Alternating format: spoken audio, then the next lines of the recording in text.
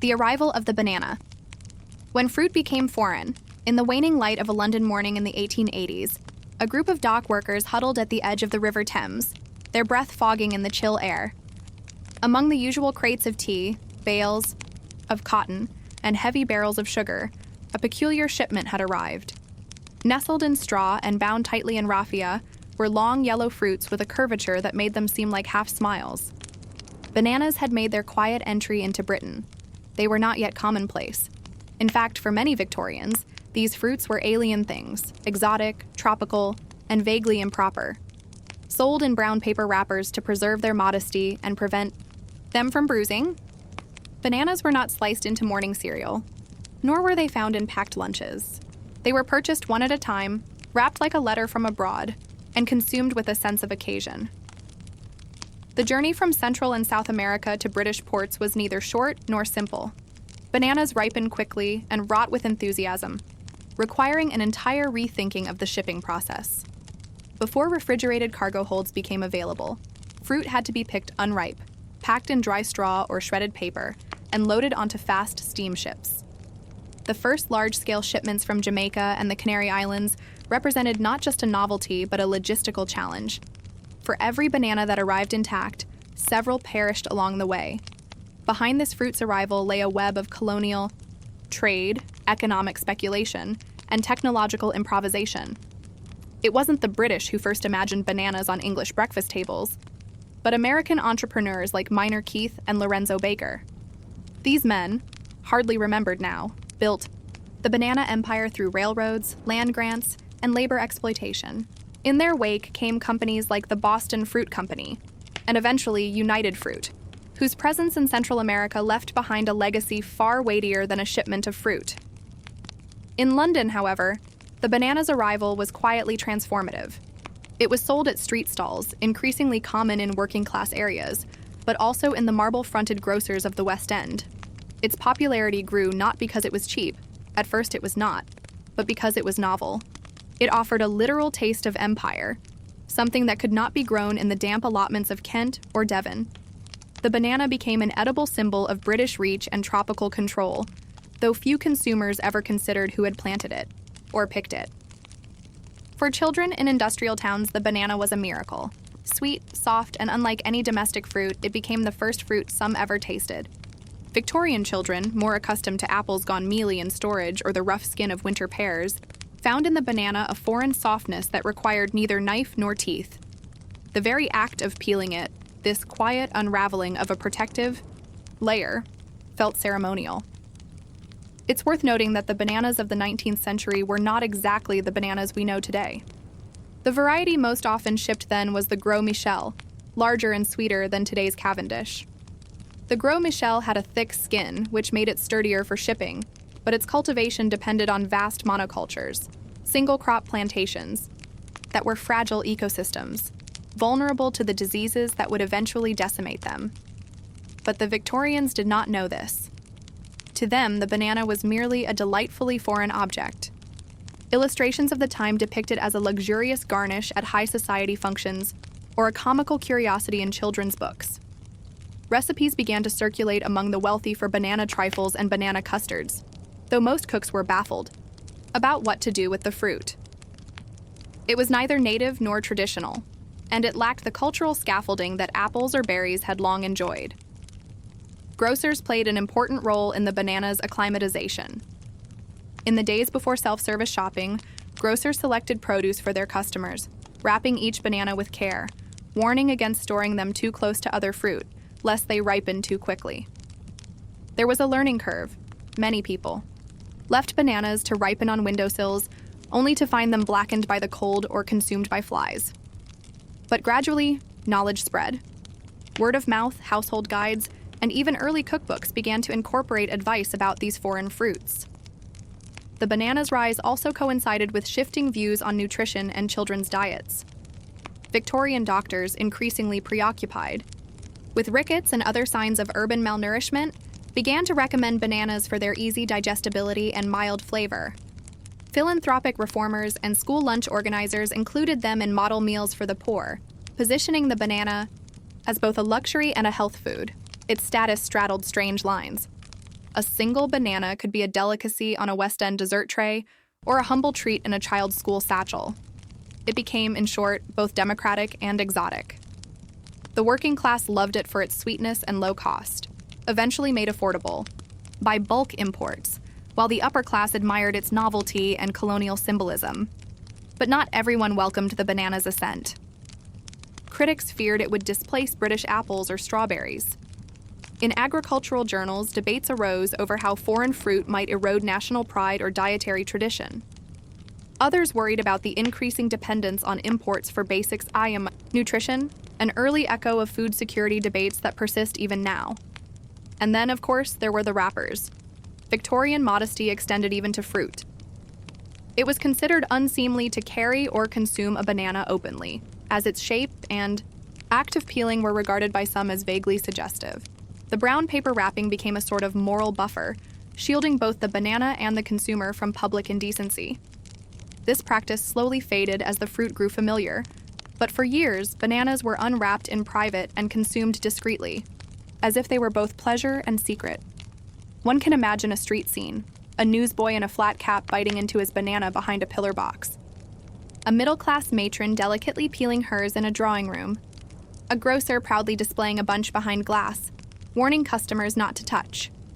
The banana was everywhere and nowhere, visible, desired, but not quite accepted. Its very presence seemed to pose a question. Could something so obviously foreign ever become truly British? That question, of course, would take decades to answer. But one wonders, as the banana quietly made its way into homes and habits, what else was being imported? Not just in boxes and barrels, but in thought and taste. What did the rise of the banana truly signify about Britain's relationship to its empire and its own identity?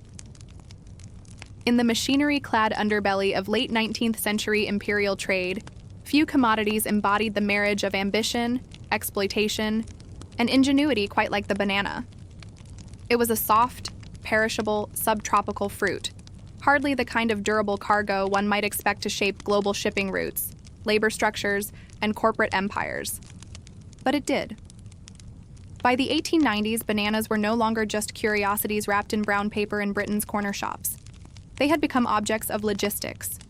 The shipping of bananas required remarkable precision in an era not yet known for temperature, control, or rapid transit. Spoilage was the enemy. Bananas ripen naturally after being picked, but even a few hours too warm or too jostled and they would arrive bruised, fermented, or liquefied. A bad shipment was a financial disaster.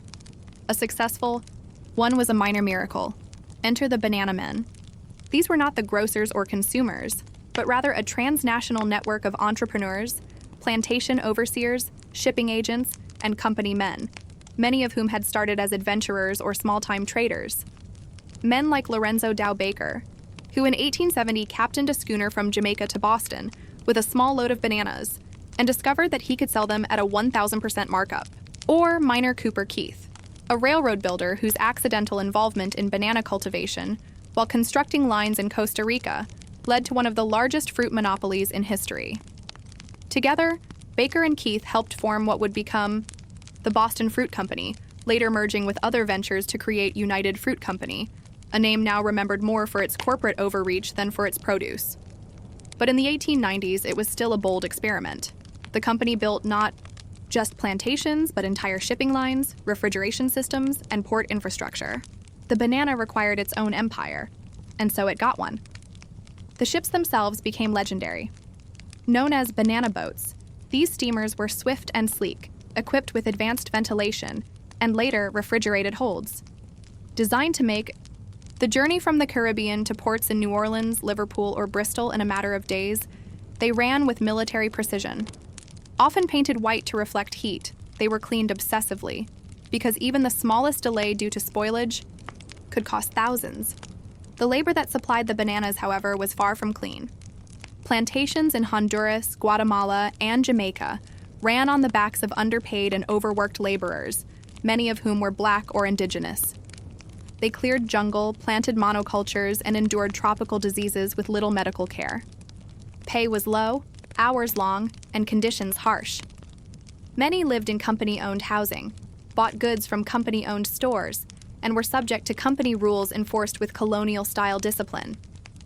Keith and his associates were instrumental in developing what came to be called the Banana Republic, a term that originated from the way United Fruit and similar companies wielded influence over Central American governments. Bribes, land grants, and even private militias helped ensure steady supply and suppressed labor unrest. In some countries, United Fruit owned more land than the native population and ran more railroads than the government. Their presence shaped everything from education to taxation. None of this was visible to the Victorian banana eater. In a shop in Birmingham or a market in Glasgow, the fruit seemed innocent, a sweet, yellow novelty. Even the companies that sold them to grocers maintained a clean facade. Advertising depicted bananas as the wholesome delight of well-dressed children or the decorative flair of the afternoon tea tray. There was no hint of the backbreaking work, the political manipulation, or the agricultural precarity involved in bringing them to market. Yet beneath the surface, the banana was exposing new vulnerabilities in global trade. Because it ripened so quickly, any disruption, whether political, climatic, or logistical, could destroy shipments. A strike on the docks could mean truckloads of rotting fruit. A hurricane in Jamaica could leave London bananaless for weeks. Every banana that made it into a Victorian hand represented a small triumph of timing and temperature, a victory over distance. The knowledge needed to succeed in this business became specialized. Banana importers learned to judge ripeness by color and firmness, to control humidity and airflow in storage, and to rotate stock with obsessive care. Fruit inspectors in British ports became minor experts in tropical botany. They could recognize the difference between damage from rough handling and signs of disease or fungus. They knew when a shipment could still be sold at discount and when it had to be discarded entirely. For grocers, bananas were both a risk and a lure. They attracted customers, especially the middle class who enjoyed their colonial cachet. But they were volatile. A hot day could send a display from golden to brown in hours. Mold spread fast, flies were a constant menace. As a result, many shops began to limit banana sales to specific times of year when shipping was more reliable, usually spring and autumn. Interestingly, this seasonality contributed to the banana's aura of specialness. Unlike today, where bananas are available year-round, the Victorian banana was, in practice, a sometimes food. Its presence on a breakfast table in April or October signaled good fortune, connections, or simply good timing. Even among fruit, it stood out, neither local like berries nor familiar like apples, but a thing from elsewhere, arriving on strange boats and passing quickly through. The shipping industry began adapting not just to bananas, but around them. Entire supply chains were reshaped to accommodate their fragility. Ports were upgraded to speed unloading. Trains were scheduled to meet banana boats with refrigerated cars. Warehouses were redesigned with slatted walls to increase airflow. Insurance. Companies developed policies specifically for banana cargo. Engineers wrote treatises on the ideal angle at which to stack banana bunches. It was, in a way, the bureaucratization of ripeness. In time, the Gros Michel banana became the standard. Its thick skin and robust flavor made it ideal for shipping, and it had the added benefit of appearing clean to Victorian sensibilities, uniform in color, easily peeled, and without seeds. But its reliance on clonal propagation and monoculture meant that it was also highly vulnerable to disease. Though this would not become a crisis until the mid-20th century, the seeds of disaster were already planted. Panama disease, a fungal blight, was already beginning to claim isolated plantations. Still, none of this reached the public. Victorian newspapers rarely discussed fruit logistics. The companies themselves maintained silence. To the consumer, the banana remained simple and clean. It was only through accident, such as when a particularly foul shipment arrived spoiled and drew press coverage, that the public was reminded of the fruit's fragility. Yet in the port towns, a different awareness existed. Dock workers, fruit. Traders and shipping agents understood the ballet behind each shipment. They knew the smell of a bad crate. They had seen what happened when a boat came in a day late. And they knew, often intimately, the men who lived and died to keep the banana boats running on time. In a small customs house along the Thames, one can imagine the scene. a clerk in waistcoat and wire-rimmed spectacles checking manifests, inspecting for rot, and sending telegraphs up the line. Bananas in transit, bananas arriving, bananas late. Each message a small tremor in the great chain of global logistics, with consequences that would ripple from a plantation in Costa Rica to a grocer in Bristol. One wonders, then, how aware the average Victorian truly was.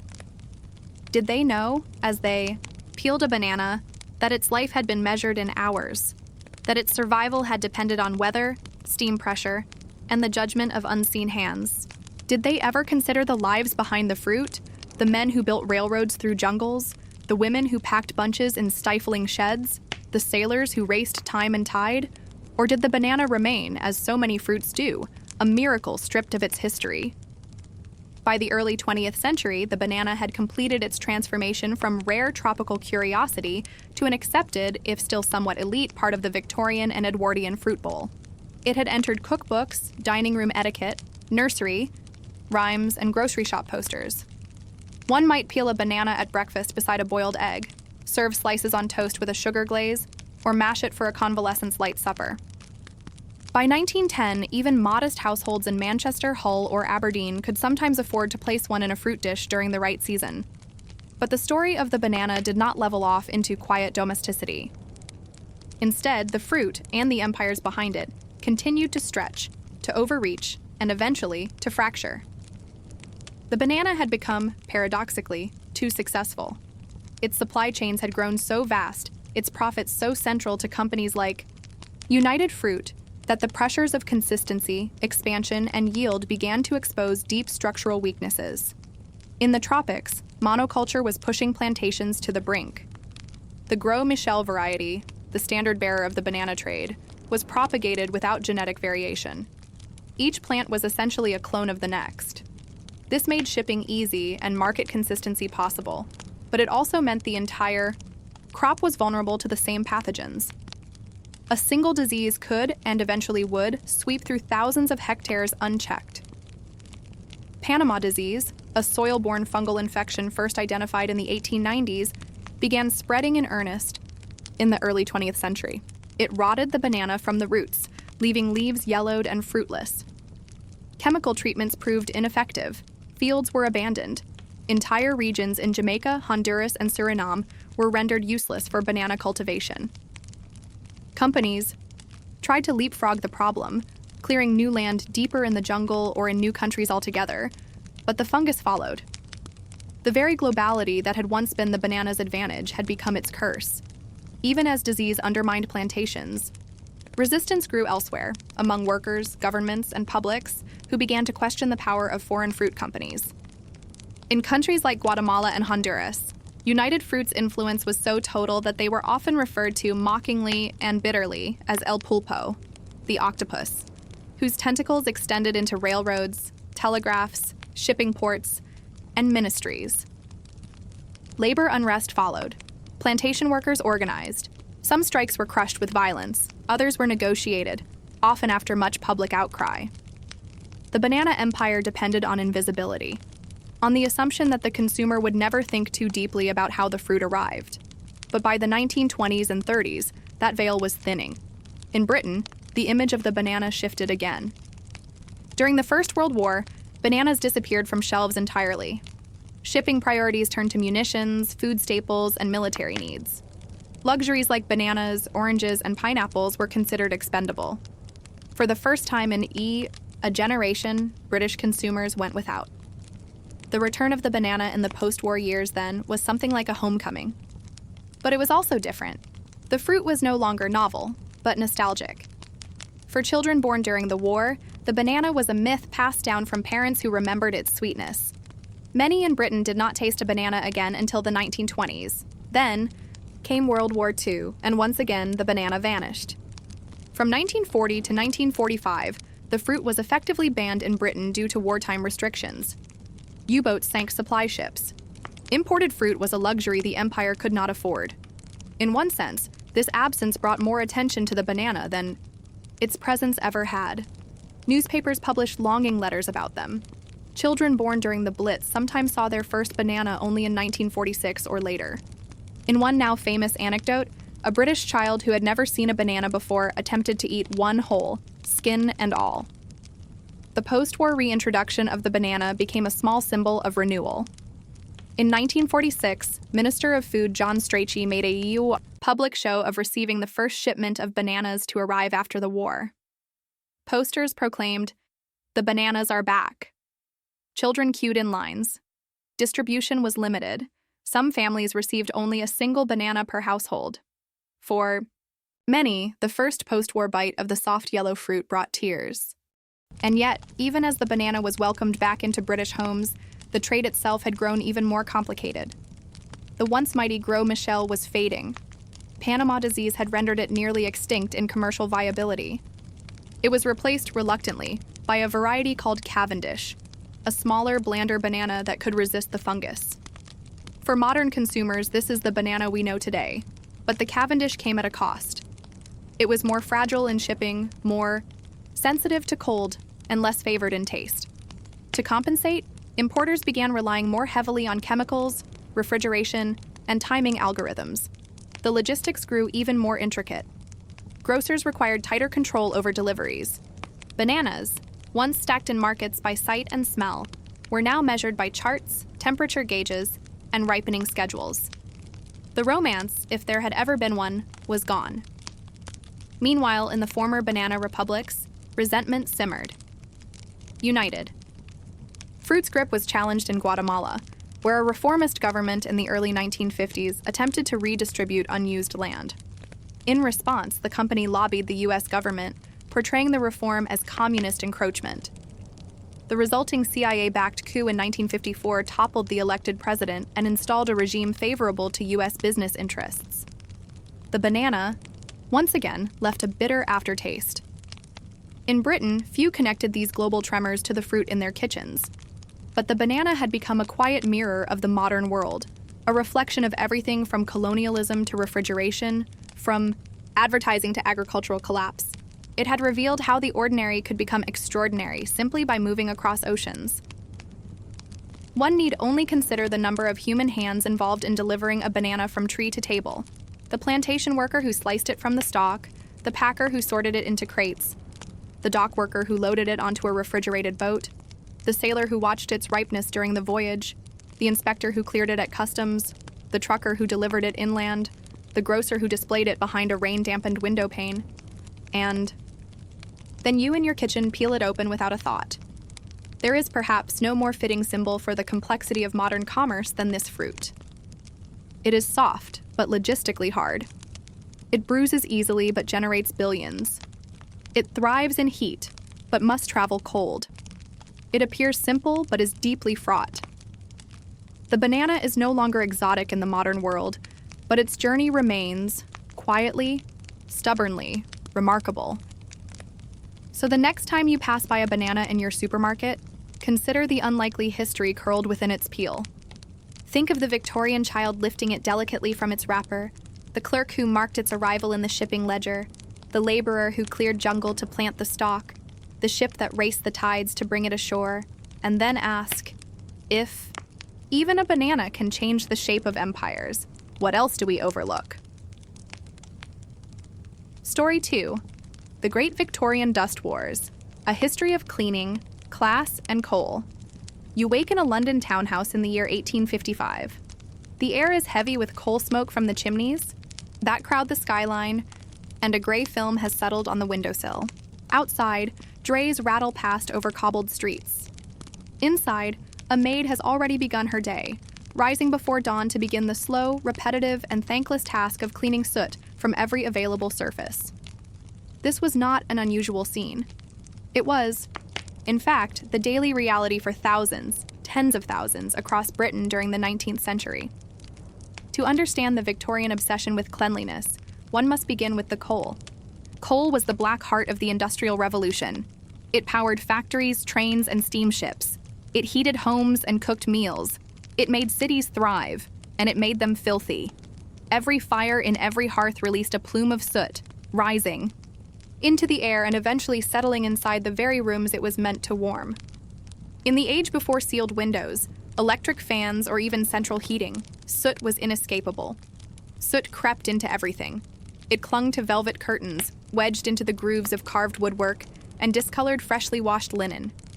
It turned once white ceilings a dull gray, yellowed lace collars, and left a fine black dust on piano keys.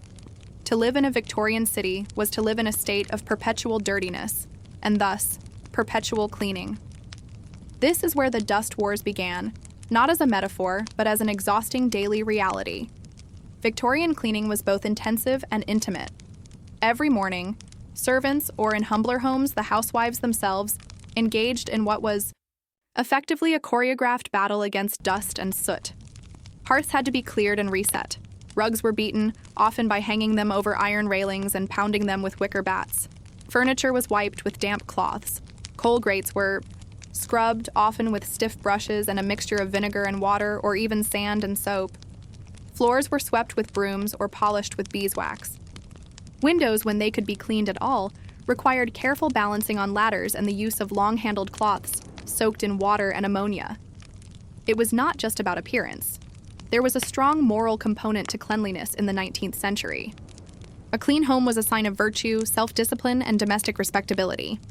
Dirt, on the other hand, was associated with sloth, moral decay, and even disease. This belief, reinforced by a wave of public health campaigns and emerging germ theory, transformed dust from an inconvenience into an enemy of the state. But for the poor, cleanliness was often unattainable. Tenement housing in industrial cities lacked proper ventilation or plumbing. Many homes shared a single privy, and soot entered through broken windows and damaged roofs. Washing was done in tin tubs, and water had to be fetched by hand. Even if one wanted to maintain perfect cleanliness, the environment made it nearly impossible. Middle-class Victorians were quick to judge this as a moral failing rather than a practical impossibility, reinforcing social divisions that played out in wash basins and chimney flues. For wealthier households, however, cleanliness became both an obsession and a performance. A well-kept drawing room, free from visible soot or fingerprints, was a symbol of status. Entire publications were dedicated to household management, instructing women on how to manage their maids, their cleaning routines, and their laundry. Mrs. Beeton's book of household management, first published in 1861, offered precise instructions on how to maintain order and polish in every corner of the home. And there were corners. So many corners. Victorian interior design favored complexity. Heavy drapes, carved furniture, velvet upholstery, tassels, fringe, wallpaper with raised patterns, and thick carpeting all became traps for soot. The more ornate a room, the more it collected dust. To the modern eye, Victorian homes often appear stuffy or over-decorated. To a contemporary maid, they were simply overwhelming. A typical large home might require several housemaids working full days just to keep up appearances. These maids became silent soldiers in the dust wars. Their work was invisible until it wasn't. A missed patch of soot or an unpolished stair banister could invite scolding, or worse, dismissal. They were expected to move quietly, to finish before the family awoke, and to handle cleaning materials that were often caustic or dangerous: lime, lye, bleach, turpentine. Gloves were rare. Burns were common. And yet, this work was considered low skill and unremarkable, despite requiring considerable knowledge, stamina, and daily endurance. The war against dust extended beyond the home. It entered public buildings, shops, and schools. Banks and post offices employed cleaning staff who worked in the early hours to wipe down brass fittings and sweep soot from marble floors. Railway stations were perpetually blackened, requiring almost daily scrub-downs of ticket booths and benches. Hospitals, especially after the rise of Florence Nightingale's sanitary reforms, adopted strict protocols of washing, mopping, and disinfecting. Cleanliness was no longer just desirable. It was institutional. Even fashion became a battleground. Women's skirts swept along the streets, picking up grime and coal dust. Parasols were used as much to block falling soot as to shield from the sun. Men's collars and cuffs, starched to perfection in the morning, were often dingy by evening.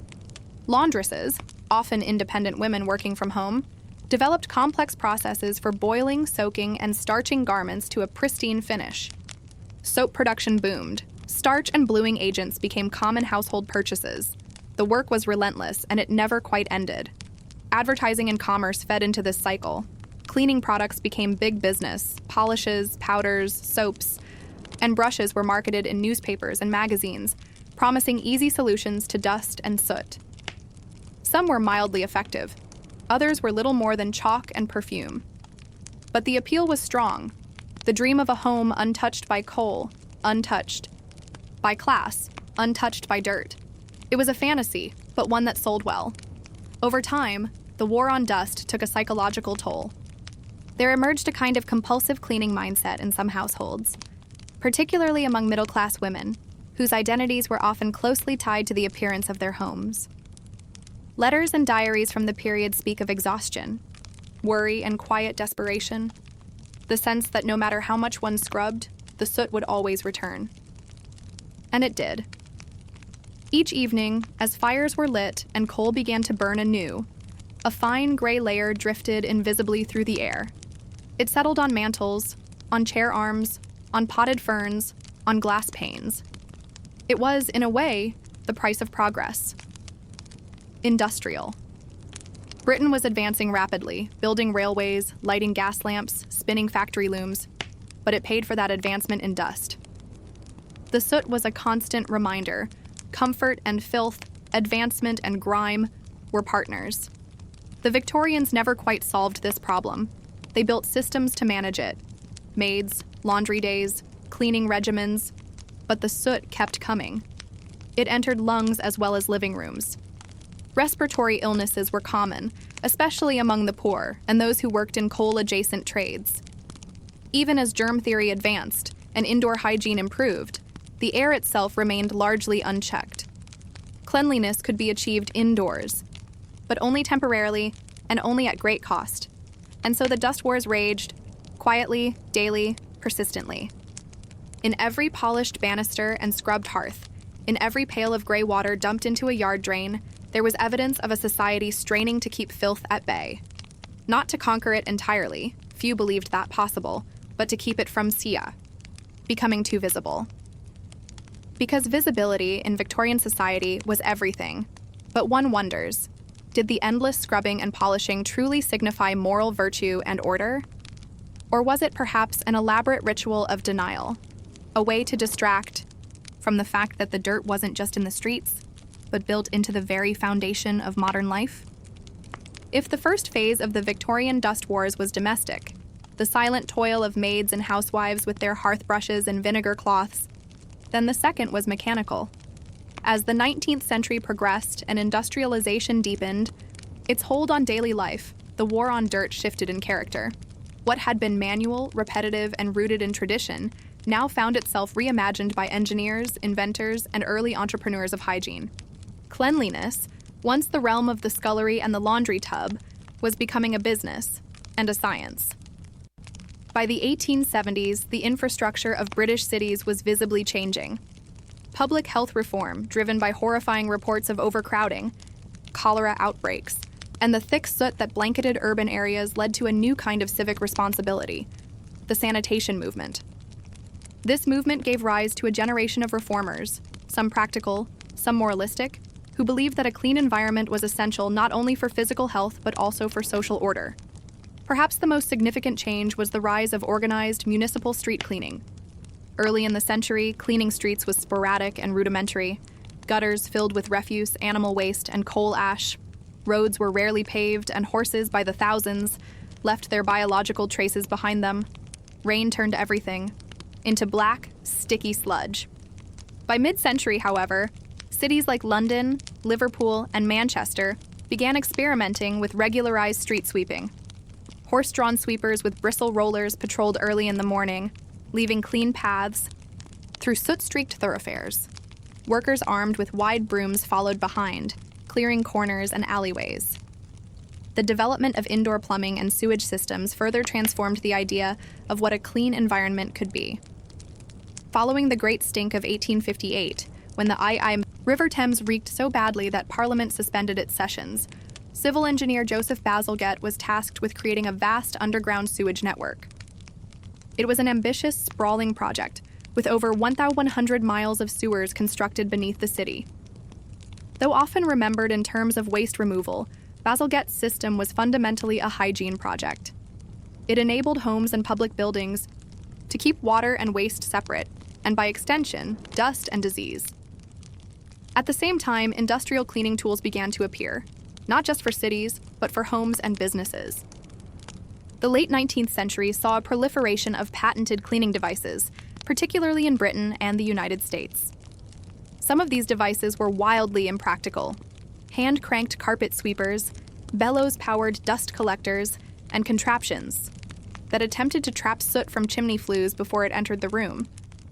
Few worked especially well, but they indicated a growing belief that the problem of dirt might be solved with ingenuity rather than elbow grease. One of the earliest commercially successful devices was the mechanical carpet sweeper, invented by Melville Bissell in 1876. It was not a vacuum in the modern sense, but a brush and box design that captured dust from carpets without electricity. The Bissell sweeper became a staple of both homes and commercial establishments, advertised as a more civilized alternative to beating rugs on the street. Vacuum technology, as we would now recognize it, took longer to develop. The first motor-powered vacuum was invented in 1901 by Hubert Cecil Booth, a British engineer. His enormous machine, nicknamed the Puffing Billy, was so large it had to be pulled by horses and parked outside the building being cleaned. Long hoses were snaked through windows to suck dust from carpets and curtains. It was effective but expensive, available only to hotels, government buildings, and the wealthy elite. These early machines underscore a key tension in Victorian cleanliness: the desire to modernize hygiene practices without truly democratizing them. Even as cleaning became industrialized, access remained stratified. Poorer homes continued to rely on rags, buckets, and handmade brushes. The invention of a new device did not mean it reached the tenements of East London or the miners' cottages of South Wales. Rather, it offered another layer of distinction between those who could afford effortless cleanliness and those who could not. In factories, particularly those involved in food production, cleanliness became a legal requirement. The rise of factory inspection laws in the mid to late 19th century included stipulations about dust control, floor cleaning, and air quality. Sugar refineries, flour mills, and meat packing plants were all expected to maintain certain standards, though enforcement was uneven. Dust in such facilities wasn't merely cosmetic, it posed real health risks, from respiratory disease to combustible dust explosions. One of the most curious innovations came from the realm of rail travel. Trains, as one might expect, were spectacularly dirty, especially in the early days of coal-fired locomotion. Soot poured through open windows and doors, coating upholstery and passengers alike.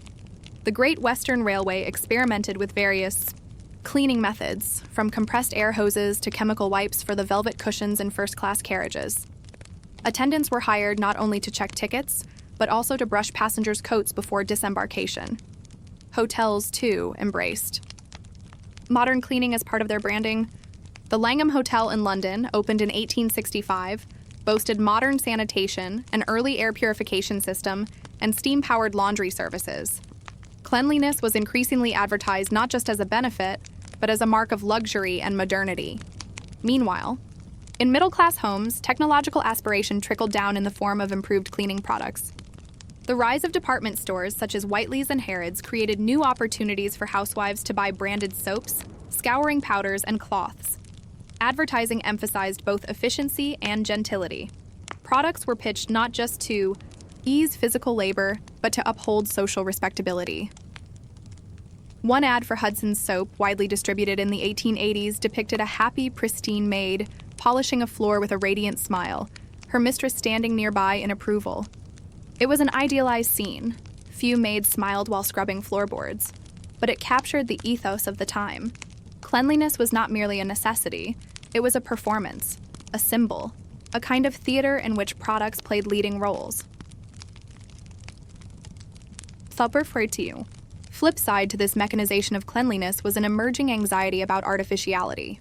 As devices and products proliferated, some social critics worried that the Victorian obsession with hygiene was becoming pathological. The novelist Charles Dickens, though known for his interest in social reform, also mocked the endless washing and scrubbing of middle-class households in his fiction. In Bleak House, the character of Mrs. Pardiggle is portrayed as a sanctimonious reformer obsessed with surface cleanliness while ignoring deeper social ills. a cautionary portrait of a society that scrubs without thinking. Others, particularly in the medical community, welcomed the change. The expanding field of bacteriology, driven by figures like Louis Pasteur and Robert Koch, added urgency to the fight against dirt. Dust was no longer simply unpleasant. It was now recognized as a vector for disease. Suddenly, what had been a matter of propriety became one of life and death. Hospitals responded with architectural changes. Fewer ornate decorations, more tile and metal surfaces that could be scrubbed, wider windows for ventilation, and more regular disinfection. Florence Nightingale's advocacy for cleanliness as a form of care reshaped hospital design across Britain and beyond. Cleanliness was reimagined not as aesthetic preference, but as therapeutic practice. Even schools were drawn into the fray. Children in crowded classrooms tracked in dirt on their boots, carried soot on their uniforms, and coughed coal dust into shared air. Educational authorities began to emphasize not only hygiene instruction, but physical cleanliness in schools. Washed hands, trimmed nails, brushed teeth, clean faces. A generation of public health posters emerged, showing wide-eyed children avoiding germs with a bar of carbolic soap in hand. Yet one is left to ask. For all the mechanical brushes and chemical soaps, all the sweeping machines and vacuum prototypes, did these tools bring about a cleaner world, or simply a more visibly stratified one? Was mechanical hygiene a triumph of invention, or a mirror to the social hierarchy that cleanliness itself was meant to obscure? The machines cleaned, certainly, but they also made visible who could afford to be clean, and who could not. In the constant pursuit of polished brass, white linen, and dust-free velvet, a new class of invisible laborers emerged, those who operated, maintained, and endured the machinery of cleanliness. And still, despite all this effort, the soot persisted. It drifted into lungs and settled on sills. The factories that powered the cleaning machines were themselves sources of filth. And so the question lingers, quiet as the ash that floated in through an open window. Could a society built on coal ever truly be clean? By the dawn of the 20th century, the war against dust had become less a battle and more a lifestyle. No longer an episodic campaign of seasonal scrubbing or a show of domestic pride. Cleanliness had become an expected background condition of modern life, at least for those who could afford to maintain it. The Victorian obsession with dirt had left its mark, not only on the physical infrastructure of cities and homes, but on the habits, anxieties, and ideologies that underpinned daily existence. But for all the energy poured into it, the soaps, machines, manuals, and morning routines, the great enemy of Victorian domesticity never truly disappeared. Coal remained king. The empire was still powered by it, heated by it, and transported by it. Even as newer technologies emerged, such as electricity and gas lighting, their adoption was uneven. Coal fires continued to burn in grates across Britain. The dust war, it seemed, had been mechanized but not won. One of the enduring contradictions of the Victorian pursuit of cleanliness was its dependence on a dirty fuel source. Coal, so vital to industrial development, was at the heart of the very pollution households struggled to keep at bay. Its combustion released clouds of fine particulate matter, soot, that infiltrated every crack, corner, and curtain. In cities, like Manchester or Birmingham, a single foggy day could bring visibility down to a few feet and coat freshly cleaned linens in grime within hours. Efforts to regulate this pollution were slow and inconsistent. Though various public health acts throughout the 19th century addressed sanitation, few dealt directly with air quality. The Alkali Act of 1863 was a rare exception, aimed at reducing emissions from chemical factories, but it did not cover domestic coal use. For the most part, soot remained an accepted part of life, an inconvenience, a nuisance, a fact as solid as cobblestones. Still, signs of change emerged as the century turned. In middle-class homes, the hearth itself began to lose symbolic power. Central heating systems, while still a luxury, offered the promise of clean warmth. Gas stoves began replacing coal ranges in urban areas, reducing indoor soot.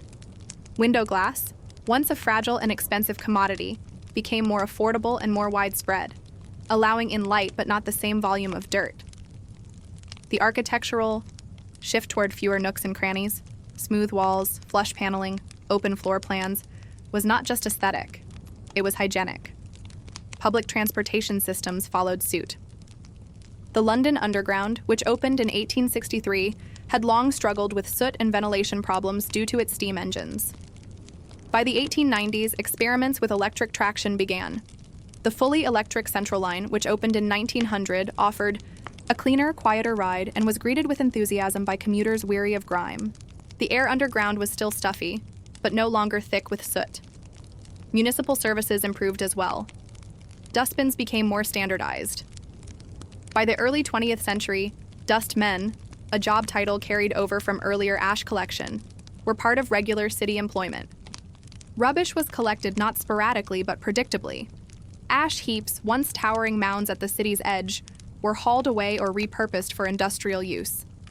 The great dust yards of London, immortalized in Dickens's Our Mutual Friend, were slowly dismantled. One fascinating turn in the history of Victorian dust lies in the role played by art and literature in shaping public perceptions.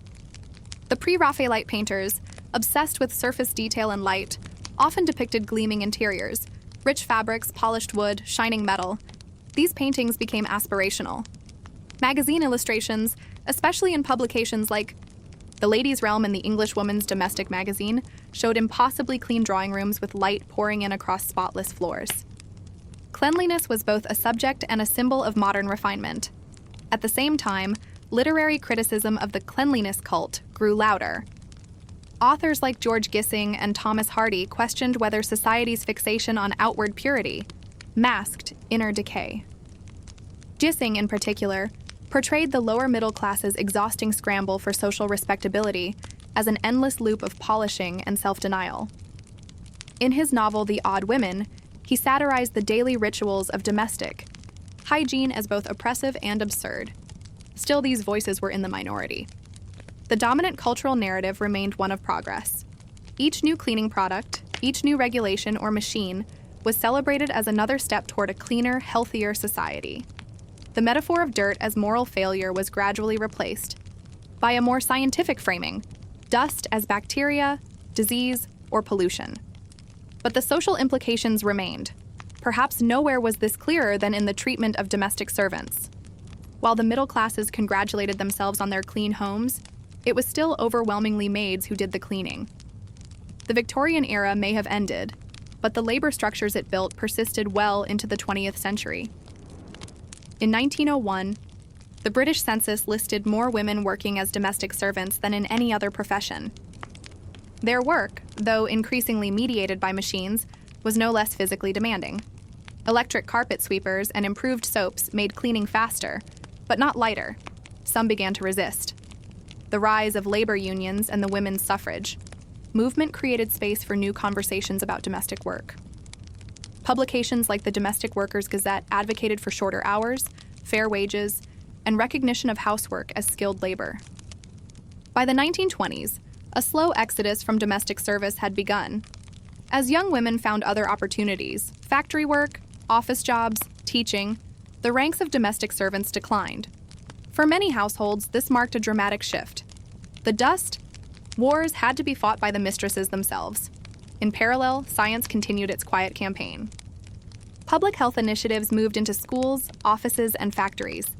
Cleanliness became not only a domestic virtue, but a civic one. Posters warned about dust mites, emphasized proper spitting etiquette, and celebrated soap as a national good. In some schools, children received hygiene inspections, their fingernails checked by teachers, their heads examined for lice. Even as the tools of hygiene became more advanced, the ideology behind them retained its Victorian core, a belief in progress through purification. Cleanliness was next to godliness, but also to Britishness, modernity, and self-control.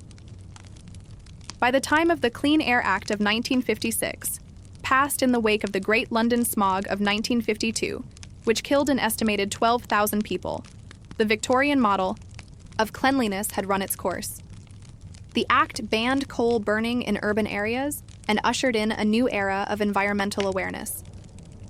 But in many ways, it was only a formal acknowledgement of shifts that had been underway for decades. The legacy of the Victorian dust wars lingers in ways that are easy to overlook. The layout of our kitchens, the materials used in our public transport, the way we market cleaning products, the ubiquity of vacuum cleaners and antiseptic wipes. The idea that cleanliness is not merely a condition but a virtue. Even today, cleaning is laden with moral overtones. Reality television programs about clean freaks and hoarders reflect deeply embedded cultural beliefs about the connection between dirt and disorder. Minimalist aesthetics, popular in the 21st century, echo the smooth, dust-resistant surfaces prized by late Victorians. And automation, robot vacuums, self-cleaning ovens, antibacterial everything, is the modern continuation of that dream, to conquer dirt without effort. But perhaps the most enduring relic of the dust wars is the idea that cleanliness is a kind of performance, that to be respectable is to be clean, and to be clean is to be seen. This belief, born of a coal-blackened era, has survived even as the coal itself has largely disappeared from our homes.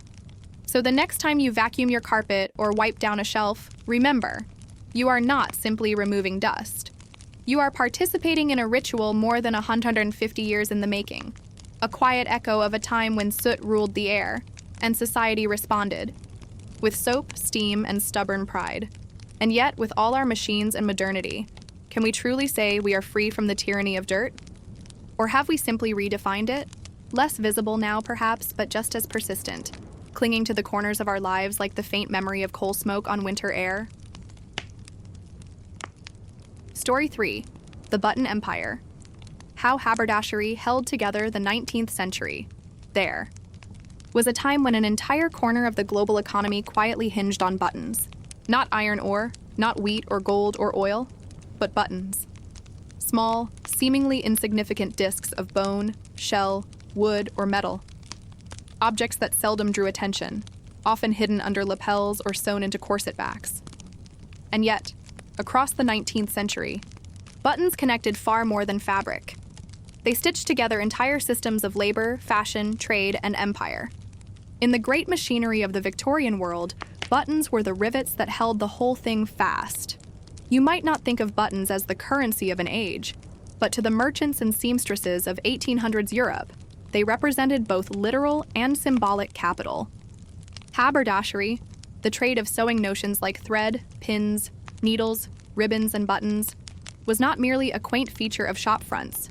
It was a foundational industry, particularly for women. Whether running tiny stalls in covered markets or operating vast catalog operations from London's West End, haberdashers provided the means through which the population clothed itself. And in the Victorian era, appearances mattered immensely. The Industrial Revolution didn't begin with buttons, but it swept them along in its wake. Previously carved by hand or molded in small workshops, buttons entered the factory age with surprising ease. Innovations in stamping, casting, and machine turning allowed mass production to flourish by the 1820s. The materials expanded too. Mother of pearl remained the elegant choice, cut from oyster shells in river towns like Birmingham and pressed into service on gentlemen's waistcoats. Horn buttons from cattle or sheep adorned working-class coats. Brass and tin allowed for durability and sheen. Bone and ivory, though fading in popularity, retained a niche market, especially among the wealthy. It wasn't merely the materials that mattered, it was the scale. Cities like Birmingham and Sheffield became button powerhouses, with entire factories dedicated to their production. In Birmingham alone, more than 20,000 people worked in the button and small metal goods industry by mid-century. The phrase "brummagem ware" became a shorthand for the city's flood of cheap, mass-produced goods, buttons chief among them. These weren't always glamorous jobs. Children sorted shell fragments and fed machines in poorly ventilated rooms. Women, considered more dexterous, handled the assembly and finishing. Wages were low, accidents frequent, and hours long. Yet for many, it was better than no work at all. In the vast garment ecosystem of Victorian Britain, buttons were an entry point, a symbol of industry and aspiration. Even more interestingly, the button trade mirrored the empire it served. Raw materials came from far-off lands, mother of pearl, arrived by ship from the South Pacific, tortoiseshell from the Caribbean. Tin and brass, mined in Cornwall or imported from Asia, were refined and molded in English factories. Finished buttons were exported across the empire, to military depots, colonial tailors, and haberdashers from Cape Town to Calcutta. Military uniforms, in particular, drove innovation. the British Army's appetite for buttons was insatiable. Each regiment had its own insignia, often marked into the button's face. These needed to be produced in huge numbers, resistant to tarnish, and easy to affix. In times of war, button orders surged. During the Crimean War in the 1850s, Birmingham factories operated day and night to meet demand. Some factories developed presses capable of stamping out hundreds of buttons per minute. The design of these buttons became a matter of pride and identity. Soldiers' buttons were polished obsessively. To appear with tarnished or missing buttons could result in reprimand. In an age before Velcro or zippers, the button was more than functional, it was symbolic. It declared rank, regiment, and allegiance. In civilian life, too, button placement, spacing, and style spoke volumes about class, gender, and respectability. Women's clothing in the 19th century took the button from symbol to struggle. With elaborate dresses requiring dozens, sometimes hundreds, of fasteners, women relied on assistants to get dressed. The placement of buttons on the back of dresses was not simply aesthetic. It reinforced the idea of feminine dependence. A woman alone could not properly dress herself. It is no coincidence that the liberated fashions of the early 20th century, from shirtwaists to flapper gowns, often moved buttons to the front, or replaced them entirely. Haberdashery shops themselves became social landmarks. In growing cities, they served not only as commercial centers, but as feminine spaces. Men might buy boots, hats, or razors, but the haberdasher's was often the domain of women, whether buying buttons for a coat repair or selecting lace for a christening gown. Large department stores, such as Whiteley's or Marshall and Snellgrove, in London, contained extensive haberdashery departments where women of means could spend hours comparing types of thread or styles of clasps. For poorer families, access to these goods required careful budgeting. Buttons were reused, salvaged from old garments, and stored in tins for future use. The Victorian button box, a fixture in many homes, was not merely a container, but a curated collection, a family archive of sorts. Each button told a story. The coat worn to emigrate, the gown from a wedding long past, the uniform of a son now gone to war. It was both practical and nostalgic. The button economy also gave rise to curious forms of advertising. Manufacturers stamped their names into the backs of metal buttons, an early form of branding. Some even produced novelty buttons with hidden images, slogans, or miniature portraits. There were collectible buttons, political buttons, mourning, buttons made from jet or black glass, and souvenir buttons sold at expositions. The material culture of buttons sprawled far beyond function. By mid-century, the Victorians had turned the button into something like a fetish object, everywhere, overlooked but loaded with meaning. Tailors could distinguish social standing by the quality of buttons alone. Detectives noted missing buttons in their investigations. Children traded them, hoarded them, used them as game tokens. At the same time, thousands of men and women earned their livelihoods manufacturing them, and millions wore them without a second thought. Buttons, in their smallness, embodied the paradox of Victorian industrial life, the mass-produced individual touch, each one identical in mold, yet carrying personal meaning. Whether ornate or plain, they were universal and intimate, tiny objects that bore the weight of a world. And so you may ask, how did such a humble object made to be forgotten become so essential to the empire's machinery of identity, labor, and class? And what happened when buttons gave way to zippers, snaps, and elastic bands? By the 1870s, Britain's relationship with the button had matured into a quiet dependency. Buttons were not only sewn onto garments, but also stitched deep into the daily operations of domestic life, industrial development, and imperial policy. They were so ubiquitous, so intimately woven into the fabric of Victorian identity, that they rarely warranted comment. And yet, the entire social structure, especially that of women, workers, and colonial systems, relied heavily on these modest fasteners. In many homes, especially in the lower middle and working classes, a tin full of old buttons was a common fixture. These button boxes, often repurposed biscuit tins or tobacco canisters, were not kept for sentimentality alone.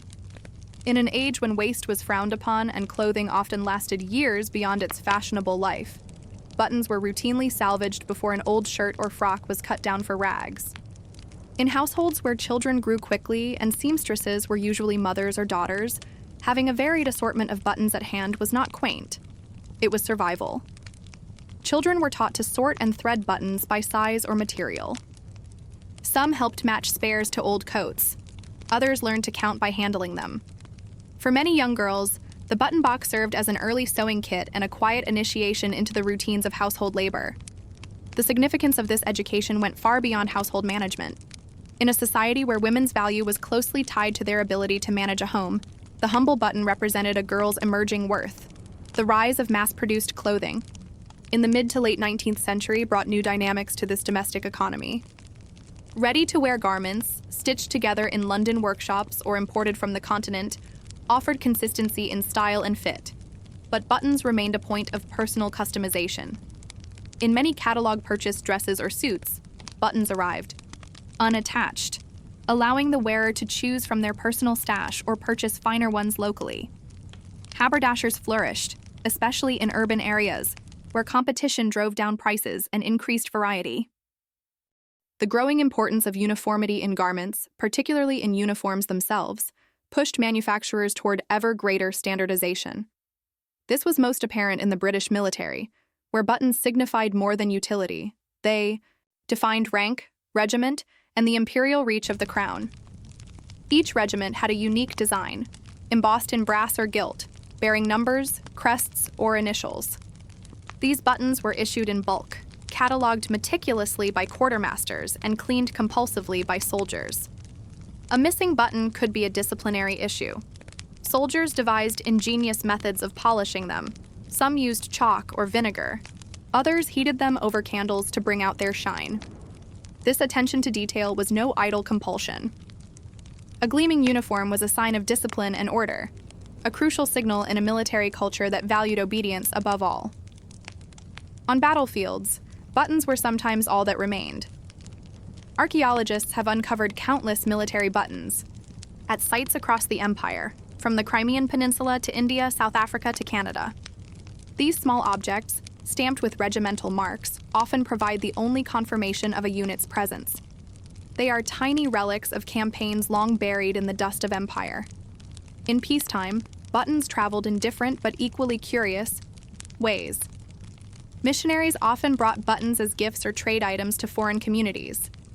Small, brightly colored buttons, often made of glass or enamel, were seen as novelty items and used as tokens of goodwill.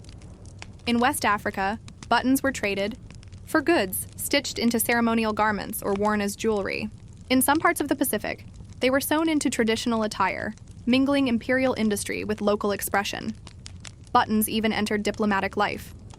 Queen Victoria, an avid collector of curiosities, kept ornate buttons among her personal items. At international expositions such as the Great Exhibition of 1851, button manufacturers displayed intricate samples with nationalistic themes, Britannia motifs, lion crests, or royal profiles.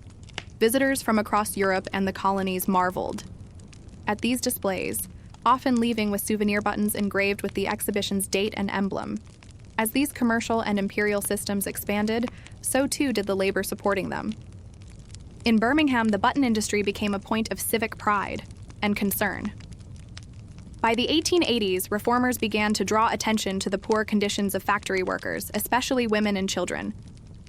In the cramped, poorly ventilated rooms of shell button factories, young girls labored amid sharp fragments and caustic cleaning solutions. Some lost fingers to stamping presses. Others developed respiratory illnesses from shell dust. The bright, glossy buttons on fashionable gowns had a cost, often invisible to those who wore them. Investigative reports like those of Florence Kelley and the Women's Industrial Council shone light on these issues. Social reformers pushed for changes: shorter working hours, safety guards on machines, and better sanitation. While some factories complied, others resisted. The industry's margins were thin, and any increase in labor cost threatened profitability. As with so many Victorian industries, progress was uneven and driven largely by public pressure. Meanwhile, at the upper end of the haberdashery world, buttons became a kind of luxury good. Wealthier Victorians commissioned bespoke buttons, often made of gold, enamel, or fine porcelain. These might feature monograms, miniature cameos, or even tiny landscapes painted by hand. Some were purely ornamental, worn at soirees or balls, while others were practical, albeit ostentatiously so. Button manufacturers like Furman and Sons or Hammond, Turner and Sons gained royal contracts and published lavish catalogs to showcase their wares. Still, even among the rich, buttons were a point of obsession. Etiquette manuals included entire chapters on button placement, ensuring gentlemen did not button the bottom button of their waistcoats, a style made fashionable by King Edward VII's personal habit. Tailors carefully matched thread colors to the fabric, and over time the placement and number of buttons began to codify subtle signals of class and taste. Women, too, expressed identity through buttons. Morning dress, for instance, often included buttons of black jet or dyed horn. Widows wore these for months, sometimes years, depending on social expectation. A change of button, from black to dark gray, might signify a transition in mourning period, a small signal to society of emotional recovery. In children's clothing, buttons were often made of cloth-covered wood or simple bone, chosen more for function than fashion. But even here, styles shifted with the decades, reflecting broader cultural trends. By the close of the century, sewing patterns and domestic manuals increasingly addressed buttons as a subject of both fashion and thrift. Publications like the English Woman's Domestic Magazine featured articles with titles such as Buttons as Decoration or Economical Trimming for the Working Mother. These often encouraged women to embellish plain garments with decorative buttons, elevating their appearance at minimal cost. Yet, even as buttons became easier and cheaper to acquire, their symbolic weight did not diminish. If anything, it grew. The button remained a metonym for effort, propriety, and control. A properly buttoned child was a well-disciplined one. A buttoned coat on a gentleman declared his social standing and restraint. A woman's ability to manage buttons, whether fastening the back of a corset or selecting matching pairs, was a sign of competence. It is easy now to overlook the profound coordination required in a buttoned world. In a single day, a Victorian might fasten dozens, perhaps hundreds of buttons on boots, coats, cuffs, gloves, shirts, skirts, waistcoats, and collars. Each one a gesture, a moment of alignment, a click into the expectations of a society bound by fabric and fasteners. But by the dawn of the 20th century, this world was about to change. New inventions, snap fasteners, elastic loops, zippers, threatened to undo the button's primacy. These technologies promised speed, simplicity, and convenience. Why wrestle with a row of tiny pearl buttons when a slide of metal teeth could do the job in seconds? The button industry watched anxiously. Was the button destined to become obsolete, a relic of an era obsessed with form over function? The final decades of the 19th century quietly unbuttoned a world that had once been sewn, shut with discipline, routine, and layers of fabric. The tiny fasteners that had held together coats and corsets, uniforms, and social codes began to loosen their grip on society, not because buttons lost their utility, but because the world around them was shifting toward a new pace, a new form of motion that did not stop long enough to fuss with fastenings. The threat to the button did not appear overnight. It crept in with innovations that seemed modest at first: hooks and eyes for corsets, press studs for gloves, and in 1893, the first patent for a clasp blocker, what would eventually become known as the zipper. Invented by Whitcomb Judson and showcased at the Chicago World's Fair, the early zipper was bulky and unreliable, but its promise was clear: speed, simplicity, and modernity. Buttons, by comparison, began to feel fussy.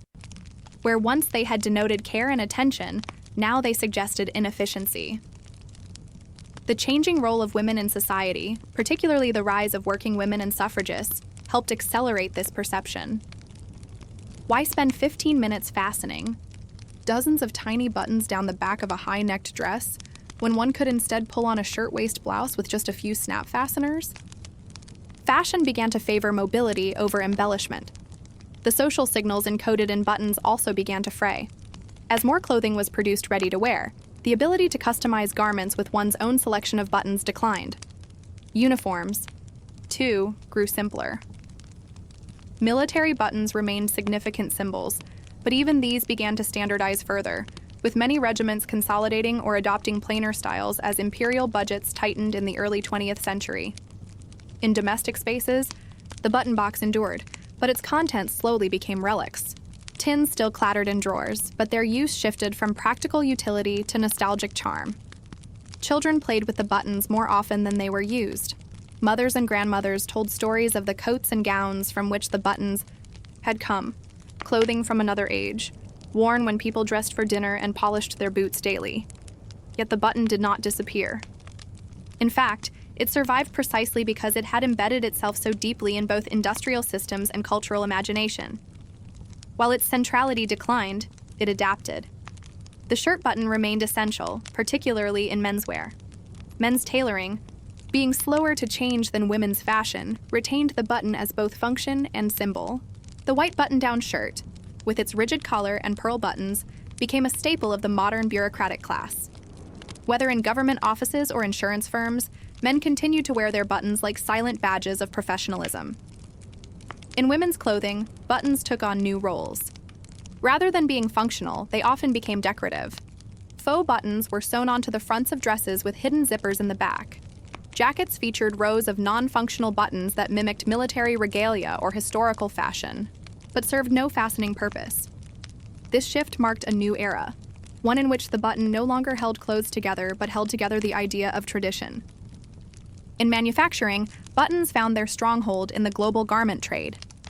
Cheap plastic buttons, pressed in vast quantities in China, India, and Southeast Asia, replaced the once precious mother-of-pearl and horn versions. These new buttons had no romantic connection to empire or craft. They were tools, cheap, color-fast, and nearly invisible. For those in the business of haberdashery, the 20th century brought contraction. The grand department store counters once stocked with rows of polished wooden drawers filled with buttons of every size and kind shrank or vanished. Fewer people mended their clothing. Fewer still bought individual buttons. Mass production had made buttons ubiquitous, but also disposable. And yet, a subculture remained. Collectors began cataloging historic buttons, especially those from military uniforms or commemorative sets. Historical societies preserved them as artifacts. The once overlooked button gained a second life in museums and collector circles, valued not for its function, but for its ability to evoke a vanished world. In the early 21st century, buttons made a subtle resurgence. Amid growing concerns about sustainability and fast fashion, the practices of mending and customizing clothing began to return. Online tutorials taught new generations how to sew on a button. Visible mending became a quiet rebellion against disposable clothing, turning repairs into a creative act. Vintage buttons, once thrown into forgotten tins, were now sold on Etsy and eBay as unique fashion statements. In this return, the button reclaimed a portion of its old meaning, not as a mass commodity, but as an emblem of care, memory, and intent. A hand-sewn button could say, "This garment is worth saving." A mismatched button on a child's sweater might tell the story of a mother's hurried repair job. A soldier's brass button in a museum case could summon the entire weight of empire. And so, what began as a humble fastening had lived many lives. As factory product, imperial currency, fashion ornament, social code, and finally, historical artifact. Perhaps the most curious thing about buttons is how they quietly reveal so much about their time. They are, in essence, small acts of design that mirror large systems of labor, class, gender, and memory. Each one, however plain or ornate, carries with it a tiny echo of a world held together not by grand ideals or bold innovations, but by threads and discs, sewn in place with quiet intention. In a world increasingly defined by speed and disposability, maybe the question is not why buttons declined, but why they still endure. Story 4. The Water Was Brown, a history of Victorian tea and what was actually in it. You may not realize, as you sit with a hot cup in hand, that tea, so often associated with civility, calm, and ritual, once had a much dirtier history, quite literally. In Victorian Britain, tea was a murky commodity, and not just because of how it stained the china. Beneath the refined veneer of afternoon teas and polished silver teapots was a booming trade in adulterated leaves, shady dealers, and a brewing process that sometimes included substances you wouldn't dare sip today. The story of tea in Victorian Britain is less about aristocrats and fine porcelain than it is about dirt floors, reused sweepings, and commerce driven by desperation. the comforting brown in your cup? For much of the 19th century, it was often the result of dubious colorants, recycled leaves, and a market that barely regulated what passed for drinkable. Tea's rise to prominence in Britain began in the 18th century, but by the mid-19th, it was more than a beverage. It had become an anchor of working-class life.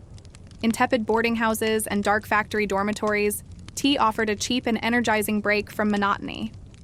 For the poor, it was often the only hot meal of the day, thin, brown, and bitter. But with demand came corruption. Tea, by weight, was an immensely profitable good.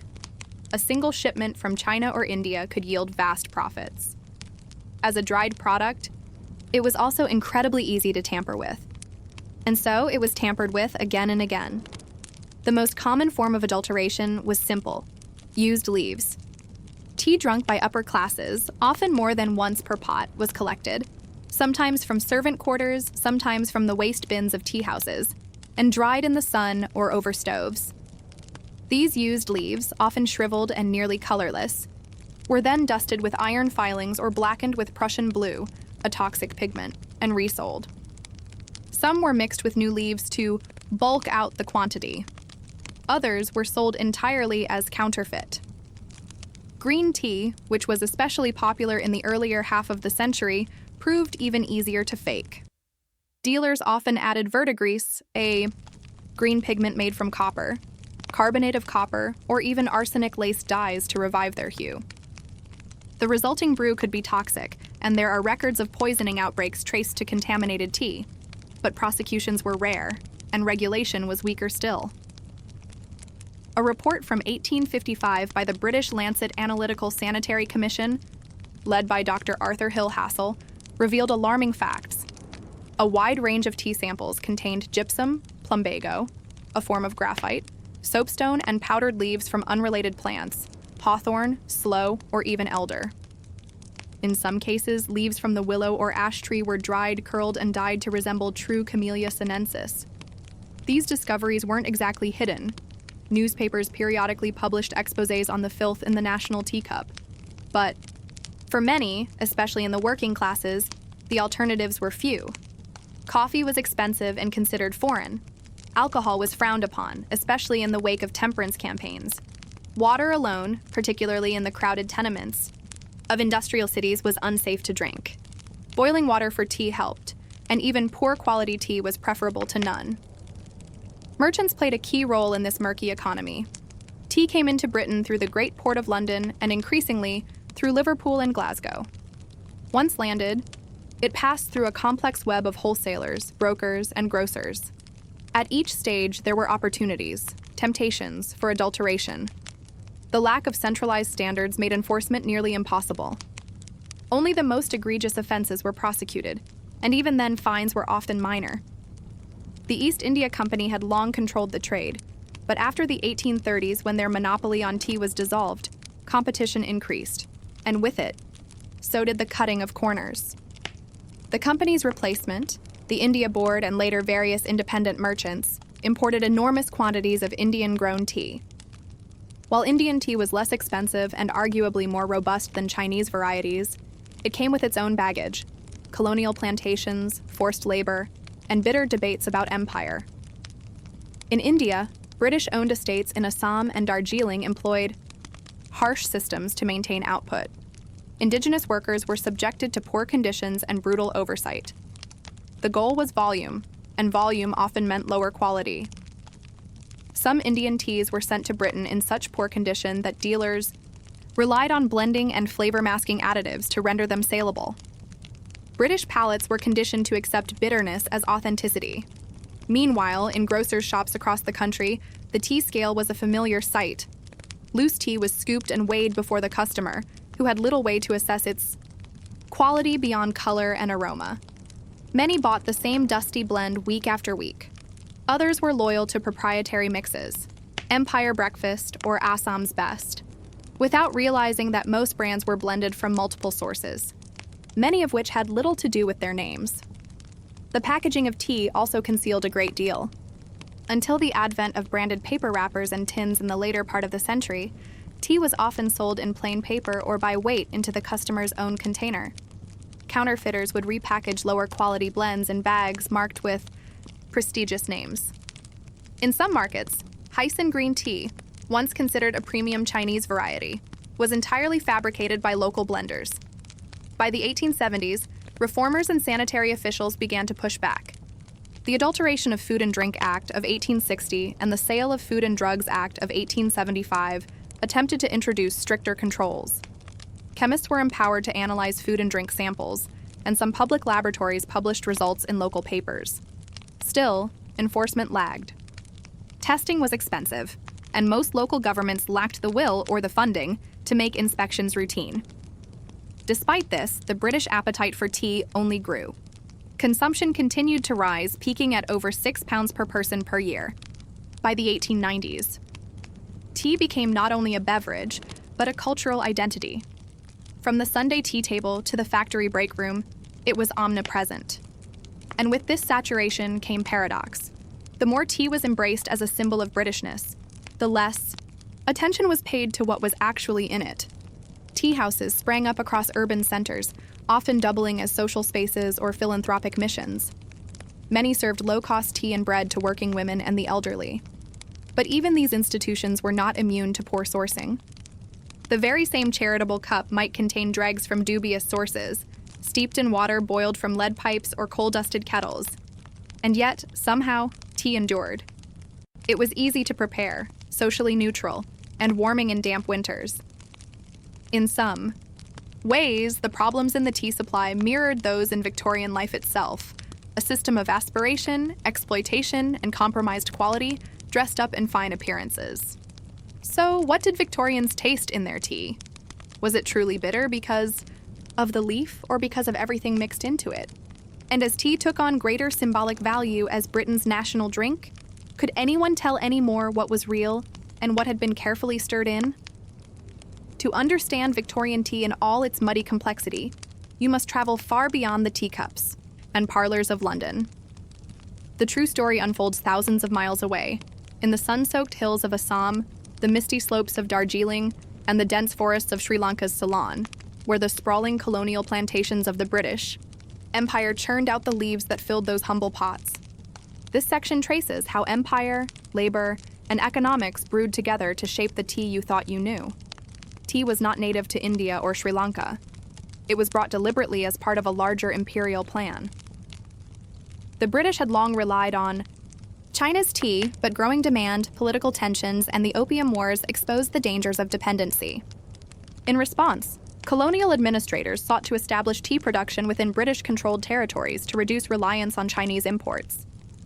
The first experimental plantations began in the 1830s in Assam, a region long known to indigenous peoples but little exploited by Europeans.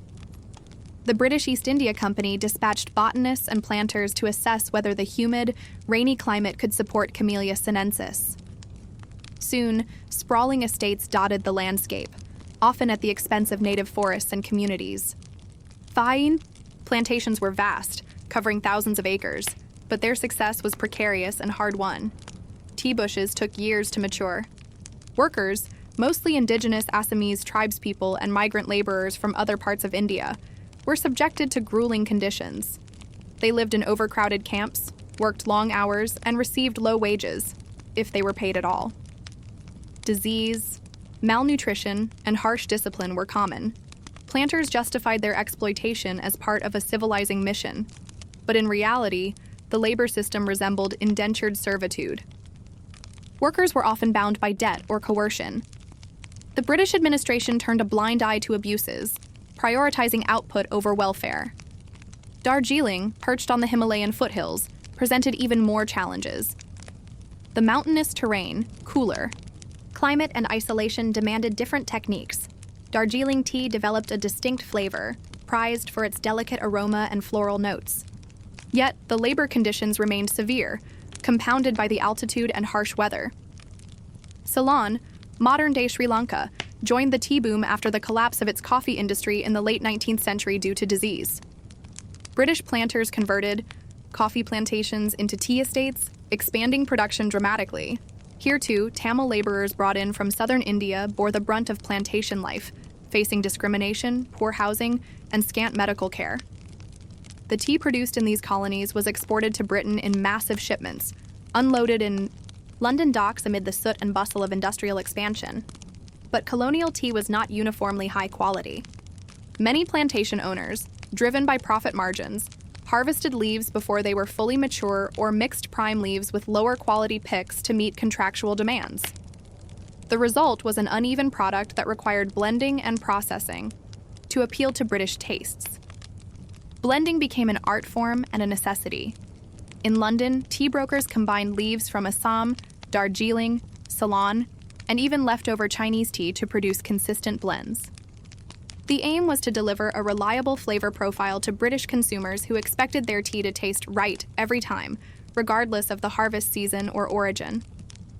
The process also involved dusting, grinding leftover tea leaves and stems into fine particles that brewed quickly and gave a strong, dark infusion. This dust became the basis for breakfast teas favored by working-class consumers who wanted caffeine and warmth over subtlety. It was this tea dust that was most vulnerable to adulteration, as its small size made it easier to mix with fillers and dyes. The British government, while benefiting enormously from tea taxes and trade, largely left quality control to market forces. Imperial officials were more concerned with revenue and maintaining colonial order than with the day-to-day lives of tea workers or the purity of the product. Yet, resistance existed. Labor strikes, riots, and petitions punctuated the tea districts. Throughout the late 19th century, indigenous leaders and workers organized to demand better wages and conditions, though colonial authorities often suppressed these movements with military force. Meanwhile, in Britain, the burgeoning temperance and reform movements began to question not just the adulteration of tea but also the ethics of empire. Critics pointed to the contradiction between the genteel rituals of tea drinking and the brutal realities behind the leaves. Amid these tensions, innovations in transportation and technology reshaped the trade. The introduction of the steamship drastically shortened transit times from Asia to Britain, reducing spoilage but also increasing the volume of tea on the market. Railways within colonies improved access to remote plantations but also intensified extraction. At home, advancements in packaging began to take hold.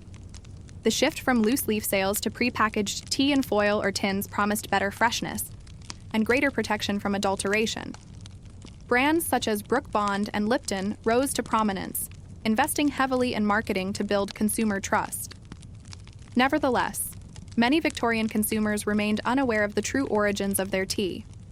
The ritualistic consumption, pouring, steeping, sweetening, masked the complex systems of labor, trade, and politics embedded in every cup. As the century closed, questions persisted. Could consumers reconcile their love of tea with the exploitation required to produce it? Would the market ever support higher quality and fair labor conditions? Or would the demand for cheap, accessible tea continue to drive the cycle of adulteration and suffering? As the 19th century gave way to the 20th, the story of Victorian tea, steeped in both imperial ambition and domestic compromise, continued to evolve. The murky waters that once poured from teapots in soot-darkened kitchens slowly cleared, but the legacy of those early days remained imprinted on British culture, commerce, and conscience. The push for reform in the late Victorian era gained momentum. New legislation, notably the 1875 Sale of Food and Drugs Act, improved oversight of food and drink quality. Chemists and public health officials gained more authority to inspect imports and penalize adulteration. Gradually, the era of blatant contamination, where tea was dyed with Prussian blue or mixed with chalk, waned. This progress was aided by innovations in packaging and branding. The rise of mass-produced tins and vacuum-sealed containers ensured fresher tea and reduced the opportunity for unscrupulous blending. Brand loyalty replaced guesswork at the grocer's counter, with companies advertising purity and quality as key selling points. However, these advances did not solve the deeper problems rooted in empire. Plantation labor conditions remained harsh, well into the 20th century. Movements for labor rights, spurred in part by changing global attitudes after World War I, slowly improved wages and living standards, but only unevenly and often under continued colonial control. The industrialization of tea production also introduced new challenges. Mechanized harvesting and blending increased output, but sometimes at the expense of nuanced flavor and artisanal knowledge.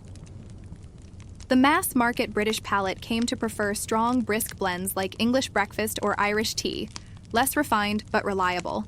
Culturally, tea remained the centerpiece of British social life. Afternoon tea, once the preserve of the upper classes, became an egalitarian ritual symbolizing comfort and stability. Tea breaks punctuated the workday in factories and offices alike. The beverage's symbolic power grew even as many consumers lost sight of its complicated origins. Interestingly, the Victorian era's obsession with purity and sanitation helped shape public health narratives around tea. The act of boiling water for tea, seen as a way to ensure safety in an age of contaminated urban water supplies, positioned tea as both a medicinal and social necessity. The British Empire's reach guaranteed tea's global spread. British tea culture influenced colonies and trading partners, creating hybrid traditions from Kenyan milk tea to Hong Kong's silk stocking brew. Yet this global demand continued to link tea consumption with colonial economies and labor exploitation. In modern times, awareness of tea's complicated past has led to movements advocating for ethical sourcing and fair trade. Consumers increasingly demand transparency about the conditions under which their tea is grown and processed. Specialty teas and single-origin labels reflect a growing interest in quality and provenance that Victorian consumers never had. But the question remains: how much of Victorian tea's legacy lingers in the way we drink tea today? The Victorian. Penchant for convenience, strength, and affordability shaped British tastes profoundly. The very notion of proper tea, steeped for exactly 3 minutes in boiling water, carries echoes of a time when the beverage was a poor man's sustenance. Adulterated yet beloved, when you next pour yourself a cup, consider the complex journey it undertook. From the rough hands of colonial laborers to the dusty grocer's scales, from murky brown waters stained with iron filings to the clear, fragrant brew in your modern teapot. Tea is more than a drink. It is a liquid history of empire, economy, and everyday resilience, a story that blends the mundane with the monumental. And so, the murky brown water of Victorian tea has transformed into what many now call black gold. But beneath that shine remains the sediment of a complicated past, waiting for those who care to look closely. Story 5, Wrapped in Paper and Mystery. The curious history of Victorian food packaging. Imagine a simple loaf of bread, or a handful of sweets, wrapped carefully in paper with neat, printed labels. Today, this seems ordinary, almost invisible. But in Victorian Britain, the humble food wrapper was a new invention, born out of necessity, innovation, and changing social habits. This section explores the origins of food packaging in the Victorian era and how it quietly reshaped daily life, commerce, and consumer trust. In early Victorian markets, food was often sold loose, uncovered, and unprotected. Bakers, confectioners, and grocers displayed their goods in open baskets or on wooden counters. Customers selected what they wanted by hand or using shared utensils. This system was convenient but vulnerable to dust, pests, and the ever-present grime of industrial cities. The rise of urban populations, combined with advances in printing and paper production, spurred the creation of protective wrappers. These were initially simple sheets of paper, sometimes waxed or oiled to resist grease and moisture. But they quickly evolved into printed, branded materials that served multiple purposes: preservation, hygiene, and advertising. Printers developed lithography techniques that allowed intricate designs and text to be mass-produced cheaply. Brand names, ingredient lists, and even recipes began appearing on packaging. This was revolutionary. Not only did it help preserve food quality, but it also created a new channel for marketing. One of the most fascinating Victorian packaging trends involved bananas. Exotic fruits, newly arriving from distant colonies, were sold in decorative wrappers bearing images of palm trees, ships, and tropical scenes. These wrappers not only protected the delicate fruit, but also added a sense of wonder and luxury to everyday consumption. Packaging also reflected Victorian values around cleanliness and morality. Food wrapped in clean paper suggested purity and safety, important selling points in an age when adulteration scandals were common. For mothers and housekeepers, a wrapped cake or biscuit was easier to trust than one from an open tin or jar. Industrialization accelerated packaging innovations. Machines could cut, fold, and print paper faster than ever before. The rise of consumer Culture encouraged manufacturers to invest in eye-catching designs, which helped build brand loyalty in crowded markets. Despite these advances, packaging also introduced new challenges. Waste disposal became an issue in growing cities, and some critics worried that the abundance of paper contributed to litter and pollution. Moreover, not all wrappers guaranteed safety. Cheap or recycled paper could harbor contaminants. The story of Victorian food wrappers is a quiet one, filled with small inventions and social changes that laid the foundation for modern food industries. It reminds us that even the most mundane objects carry histories of human ingenuity, economic pressure, and cultural meaning.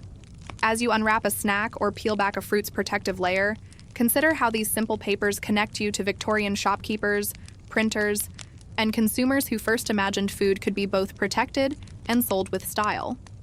The rise of food wrappers in Victorian Britain was not just a story of practical protection, but a reflection of broader social and economic transformations sweeping the nation. As industrialization gathered pace, so too did the demands of a growing urban population, hungry for convenience, safety, and trust in their food sources. This section delves deeper into how Victorian food packaging evolved alongside consumer culture, manufacturing, and marketing innovations, shaping habits that endure to this day. In the early Victorian years, most food was still sold in bulk, often unpackaged or wrapped in plain paper by shopkeepers. However, as cities expanded rapidly due to rural to urban migration, the marketplace became more complex. The bustling streets of London, Manchester, and Birmingham teemed with vendors and customers, but the sanitary conditions were often questionable. Disease outbreaks linked to contaminated food underscored the urgent need for safer packaging. Simultaneously, the rise of a new middle class with disposable income and leisure time altered shopping habits. Consumers began demanding higher quality and more convenience, willing to pay for goods that came ready packaged or branded. For women managing households, wrapped food items offered a welcome assurance of cleanliness in otherwise crowded and sometimes chaotic shops. Enter the food manufacturers and printers, who seized the opportunity to revolutionize packaging.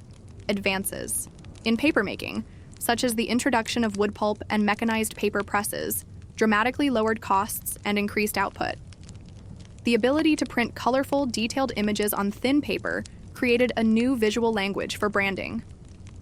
One notable innovation was the introduction of waxed and oiled paper. These materials provided a moisture barrier that kept baked goods, sweets, and even fresh produce like bananas fresher for longer periods.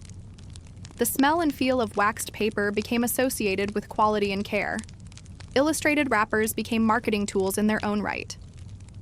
Companies commissioned artists to design evocative scenes and logos, turning packages into miniature billboards. For example, confectionery wrappers often featured ornate floral patterns or playful characters aimed at children, while bread and biscuit wrappers emphasized wholesomeness and traditional values. The banana wrapper trend, which began as a simple protective measure, evolved into a collector's phenomenon. Fruit companies printed elaborate tropical landscapes and exotic imagery, appealing to Victorian fascination with the empire's far-flung territories. These wrappers created a sense of connection to the wider world and fed into the era's appetite for novelty and status. However, mass production brought its own problems. The pressure to produce eye-catching packaging sometimes led to exaggerated claims or misleading labels. Some manufacturers used inferior paper or minimal ink to cut costs, risking product contamination or spoilage. The lack of stringent food labeling laws meant consumers had to rely on brand reputation rather than regulation. Public health advocates, food reformers, and newspapers raised concerns about these practices. Stories of tainted or adulterated foods hidden beneath pretty wrappers made headlines. In response, the government gradually introduced stricter regulations on food safety and packaging standards, culminating in laws requiring clearer ingredient lists and warnings. Packaging also shaped consumption patterns. Individually wrapped sweets and biscuits made portion control easier and encouraged on-the-go snacking, a relatively new concept for Victorian Britons. This convenience dovetailed with expanding railway networks and the rise of leisure travel, where portable food became essential. By the late Victorian period, food packaging had become a complex industry involving printers, papermakers, manufacturers, and retailers. It was a microcosm of the wider consumer economy, balancing innovation, profit, regulation, and public's trust. Yet, even as packaging became more sophisticated, questions lingered. How could consumers be sure that what they were buying was safe and honest? Did the allure of beautifully wrapped goods mask deeper problems of food quality and labor exploitation behind the scenes? And how did this new culture of packaged consumption affect long-standing traditions of home cooking and community markets? The Victorian era transitioned into the 20th century. The food packaging innovations born of necessity, industry, and social change left a profound mark on British and eventually global food culture. The seemingly mundane wrappers and labels of Victorian times laid the groundwork for modern branding, consumer trust, and even concerns about sustainability and food safety. By the early 1900s, food packaging was ubiquitous. The convenience and hygiene benefits had become accepted norms, with packaged bread, biscuits, confectionery, and fruits appearing on store shelves and in homes across Britain. The Victorian innovations in printed wrappers evolved into the colorful branded tins and boxes recognizable today.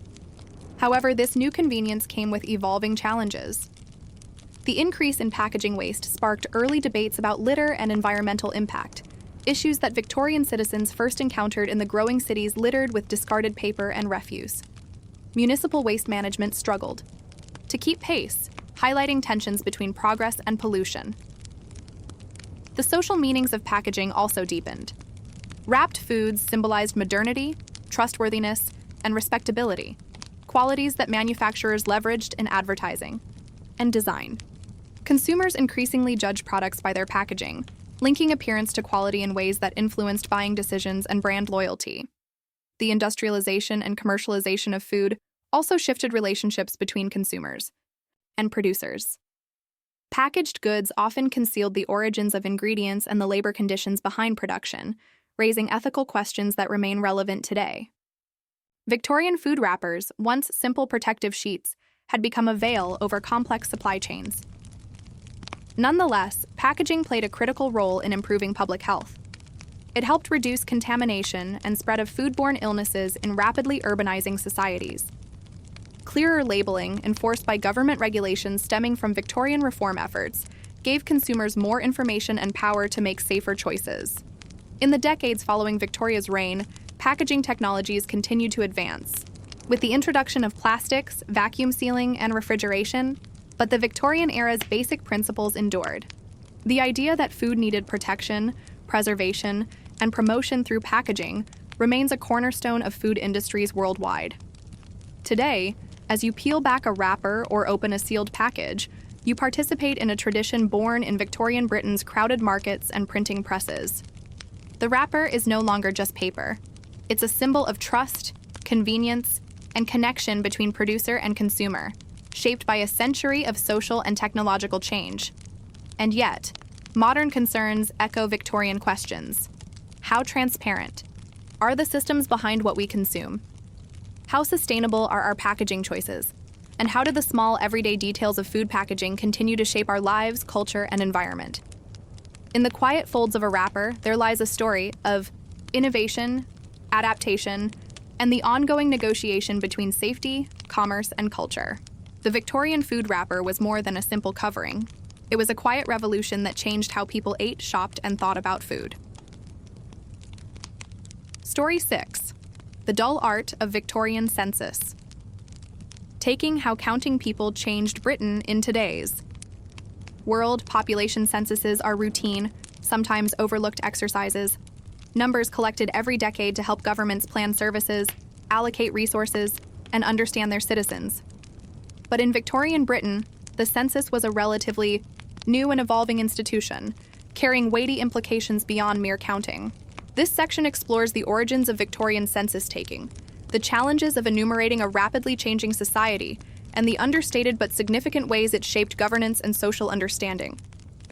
The first national census in Britain was conducted in 1801, inspired by similar efforts in other European countries. By the Victorian era, it had become a regular, more detailed undertaking, occurring every 10 years. However, the population was booming and urbanizing at unprecedented rates due to industrialization.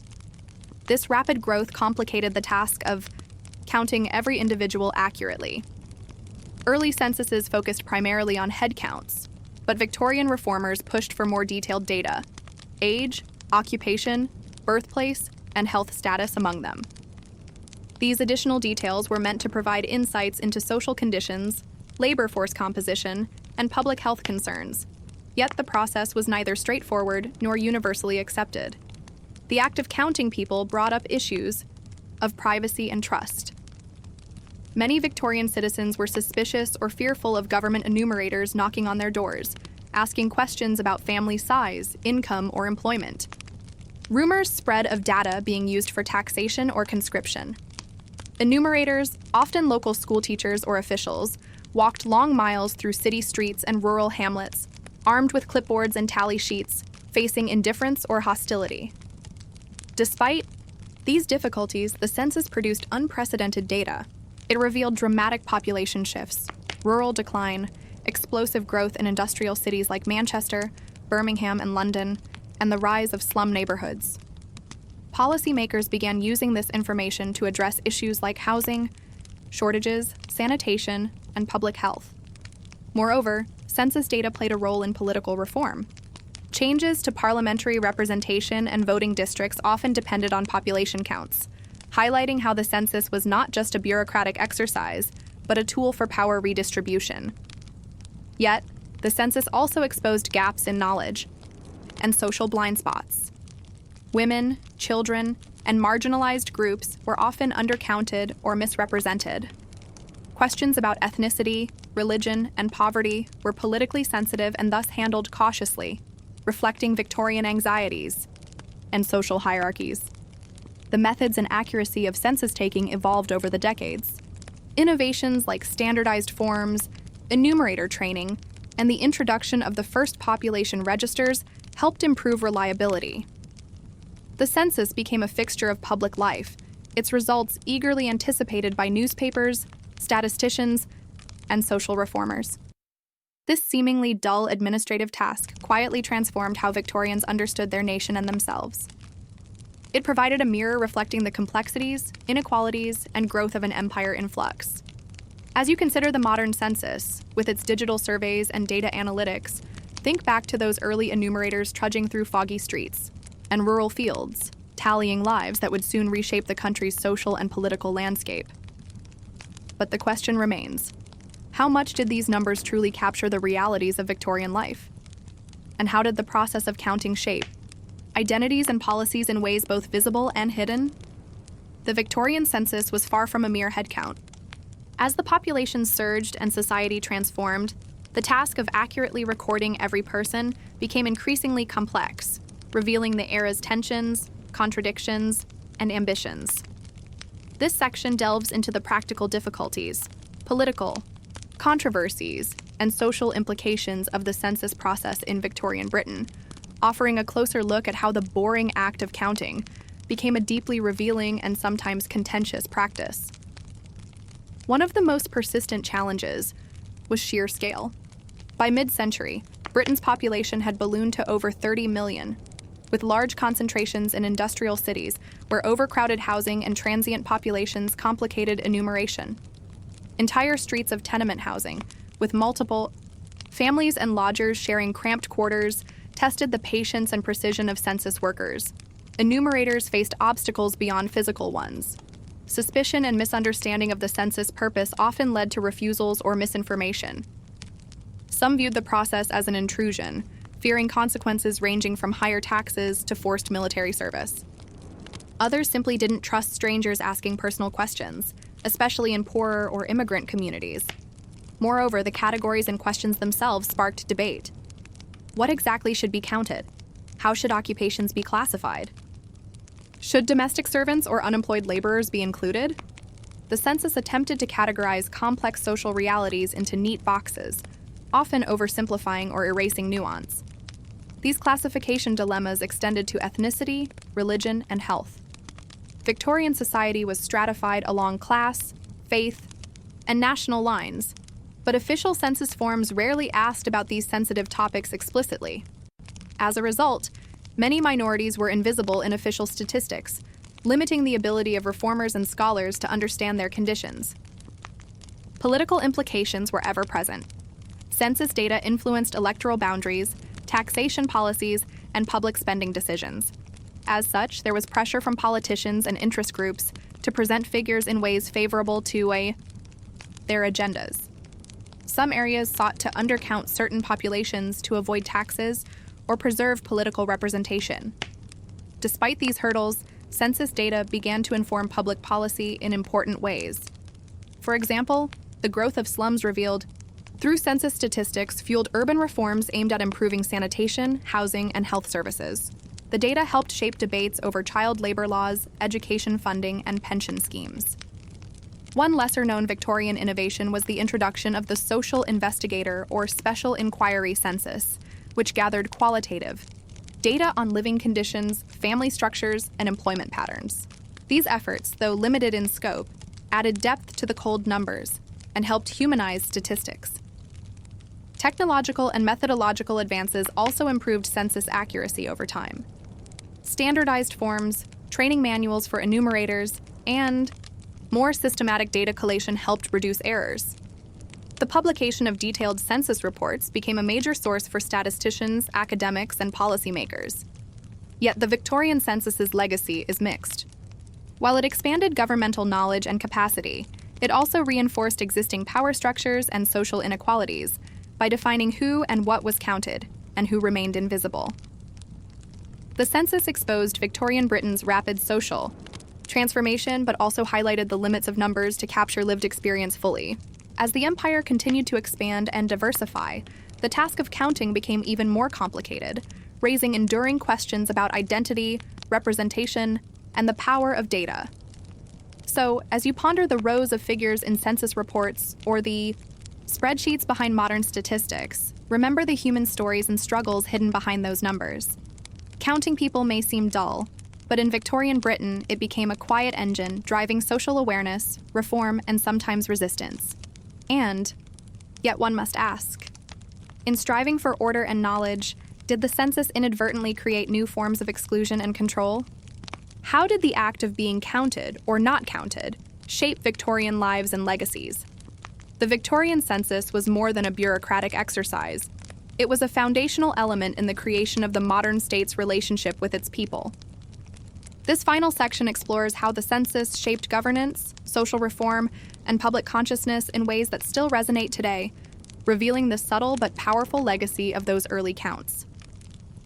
By the late 19th century, the data collected through successive censuses informed an expanding range of government functions. Population statistics were central to urban planning efforts, guiding the construction of new housing, sanitation systems, and transport networks designed to accommodate growing city populations. Public health campaigns, such as those targeting cholera and tuberculosis, relied on census information to identify vulnerable areas and allocate resources. Politically, the census became a tool to adjust parliamentary representation, ensuring that electoral districts reflected demographic realities. This process helped democratize governance incrementally, responding to shifts in population caused by industrialization and migration.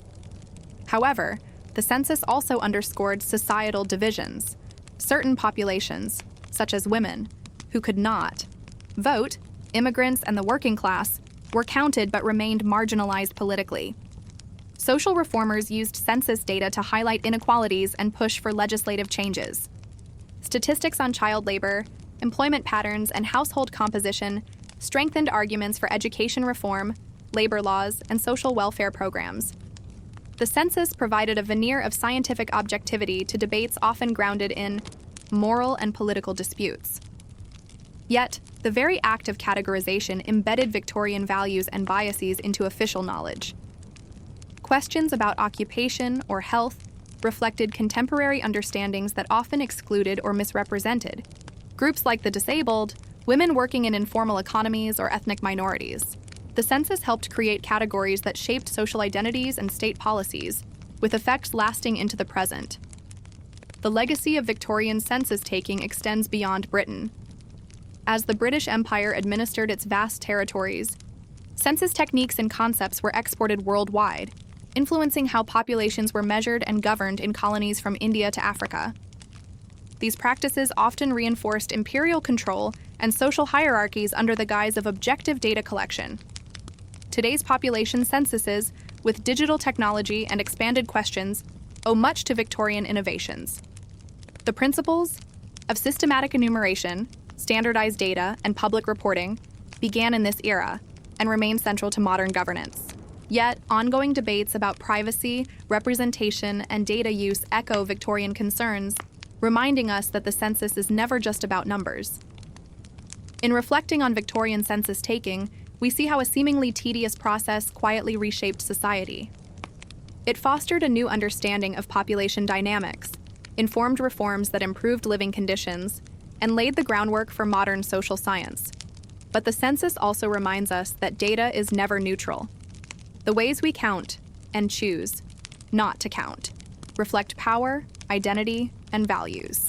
As you consider the census forms you might fill out today, remember the Victorian enumerators walking foggy streets, grappling with the complexity of human lives, and shaping a legacy that continues to influence how societies understand themselves. So, the question remains: how will future generations interpret the data we produce now? And what invisible stories will be hidden behind the numbers of tomorrow?